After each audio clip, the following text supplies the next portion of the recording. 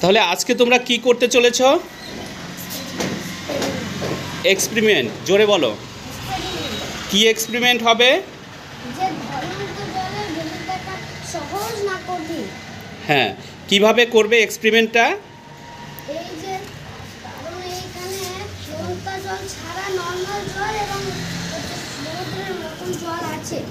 তাহলে এই জলটা কি নর্মাল জল, তাই তো? আর এটাতে কি আছে? এটা কি দিয়েছে? এটাতে নুন দিয়েছো। আর এই জলটাতে কি দিয়েছো? এই জলটাতে কিছুই দাওনি। তাহলে তুমি এবার কি করবে?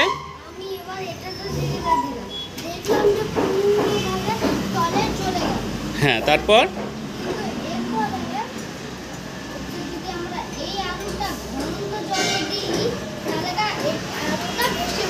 আচ্ছা, তাহলে তুমি ঘনত্ব জলে আলুটা দেওয়াতে কি হলো? আলুটা ভেসে উঠলো, সম্পূর্ণরূপে ভেসে উঠলো। কিন্তু এই নর্মাল জলে আলুটা দেওয়াতে কি হলো? নর্মাল জলে আমরা আলুটা আরেকবার দিয়ে দেখি কি হচ্ছে।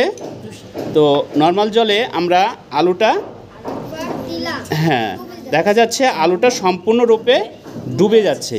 এর কারণ কি? এর কারণ হচ্ছে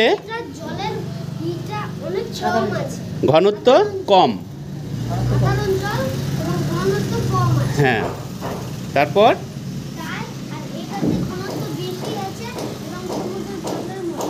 হ্যাঁ, এই কারণে এই জলটাতে যখন আমরা আলুটি দিচ্ছি আলুটি ভেসে উঠছে। এর কারণ এই জলটা ঘনত্ব বেশি, এই জলে লবণ মেশানো আছে, এই কারণে জলটার ঘনত্ব বেশি। এর ফলে কি হয়? সমুদ্রের জলে যখন আমরা, সমুদ্রের জলে কিন্তু লবণ থাকে, এই কারণে সমুদ্রের জলে কিন্তু ভেসে থাকা খুবই সহজ।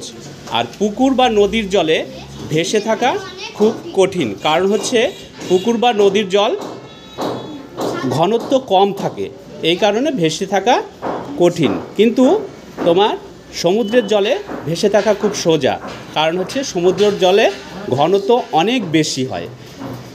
তাহলে আমরা এই পরীক্ষার দ্বারাই বুঝতে পারি যে ঘনত্ব জলে কোনো বস্তু অতি সহজেই ভেসে থাকতে পারে।